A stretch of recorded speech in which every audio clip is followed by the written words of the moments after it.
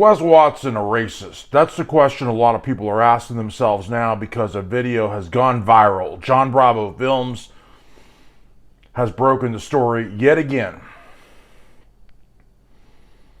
And in this video, it seems like Wes is upset with an African American MMA fighter.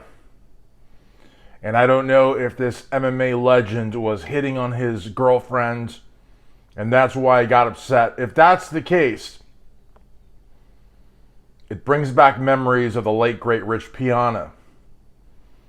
When he got upset that his Icelandic wife may have been hitting on or been hit on by a gentleman of the African persuasion.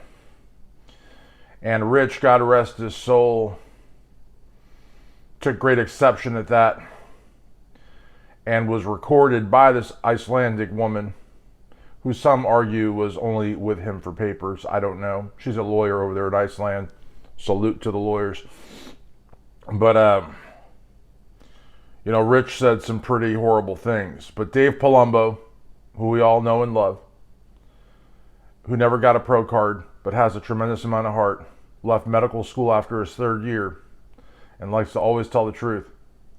He took the ballsy move of interviewing Rich so that people could know the real Rich, not the Rich that was taken out of context. And Rich was not a racist. Mack Truck will tell you that. The Strength Cartel guys will tell you that. Chanel will tell you that. Cody Losi will tell you that. Paulo Almeida will tell you that. Big Drew will tell you that. I mean, everybody will tell you that. But Wes Watson, is he a racist? Well, one of the first interviews that he did was with Big Herc, Get Your Yard Time, the man that always wears the Wig Splitter t-shirts. So he also helped Badger get his big break. And he helped a lot of people get their big break. He might have helped After Prison Show. I don't know if actually was After Prison Show on. I'm not sure. But After Prison Show is also huge. But After Prison Show has no link to white prison gangs. I think Badger did. I think Badger died. I'm not sure. Did Badger die? I'm not sure. Somebody died. People die every day. But Badger was the kind of guy that he just basically said, look, that's just the way it is in prison. Now, Wes Watson apparently was a shot caller and had the keys to the yard. And, he was part of the woodpile. And he's gone on and talked about how, you can't ride Christian, you can't ride, pacifist. You got to, ride with your race, basically. And that's how it is in the California system of prisons. Wes Watson, Dago, he's from San Diego. Don't ever forget about it, even though he can never go back there. But the point is, or he never does, I don't know. But it's an interesting situation because, honestly, to me, it doesn't make any sense. Because you can't ride. I mean, look, it's one thing if you've got to choose a side, but to go all the way up to shot color, to have the keys to the yard. Yeah, I mean, anytime Wes wanted food, he could have it. All he had to do was snap his fingers. You want hot dogs? You want some hard-boiled eggs? The homie, pull his pants down and dig them out of his crack. You know what I mean? Or under his ball sack, or wherever he was hiding the eggs, the pickles. You know what I mean? And the thing is, let's imagine that Wes wanted to work out, but there's no weights. And there appears, a 110-pound twink, on, various meth charges, but still, nonetheless, Wes, whatever his name is, he can curl him, he can press him. I mean, you can do all sorts of things with him. I mean, he's a shot caller, right? I mean, again, no gay shit. I mean, it's just like he's trying to get a pump. You know what I mean? It doesn't matter that there's like a sweaty gay man in his arms while he's curling him. It's just he's trying to get a pump. But anyways, I mean,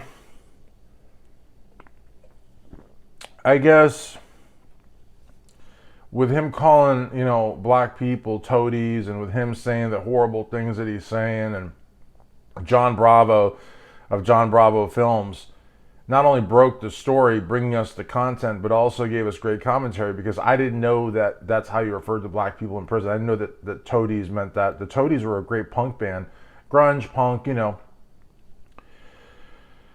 So I wasn't aware of that, but I appreciate the insights because it makes sense. That's why Wes is saying it. I didn't understand the what do you call it? The relevance of toads or frogs, you know what I mean, or other reptiles in a conversation about black people. But now I understand.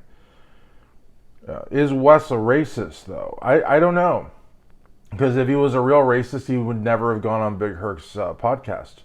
But some might argue, well, he went on Big Herc's podcast because he wanted to get noticed. He wanted to get fame. He wanted to get this ball rolling where he could scam people into being a man. Well, he himself is not a man. He's not. I mean, attacking somebody for the way they look, constantly belittling people, challenging people to one-on-white fights. I said one-on-white. One-on-one fights, and then come to find out that it's like 6-on-1. And Mr. Fuji didn't, Mr. Fuji has not been named, which is very interesting.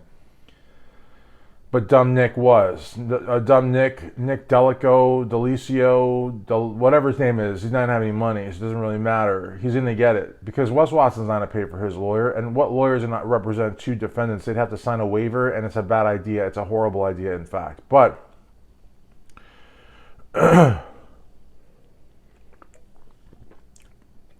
honestly, I think he's a racist, but I think he's more an opportunist than anything else.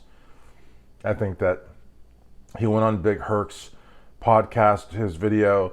He wore the wig splitter shirt if he did. I don't know the extent of it, but... And he's been on podcasts, with black people, Mexican people. I mean, he works with Kali Muscle. He works with Strength Cartel. I don't know that he's a racist, but no, I think I'm pretty sure he's a racist, actually. Because again, the whole shot collar thing comes back. You can't it's one thing to roll with the whites, and the Peckerwoods or whatever, the woods, but to get to shot collar though, that's a bit much.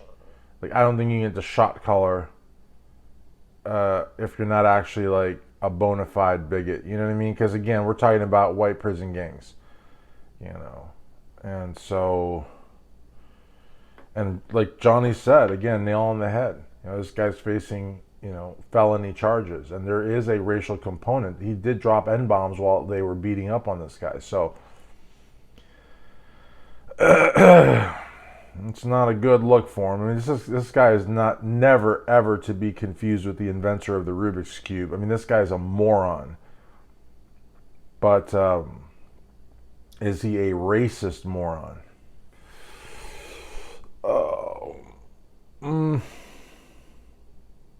Yeah, I'd have to say yes. I would have to say yes. But what do you say? I mean, that's what matters. It matters what you say.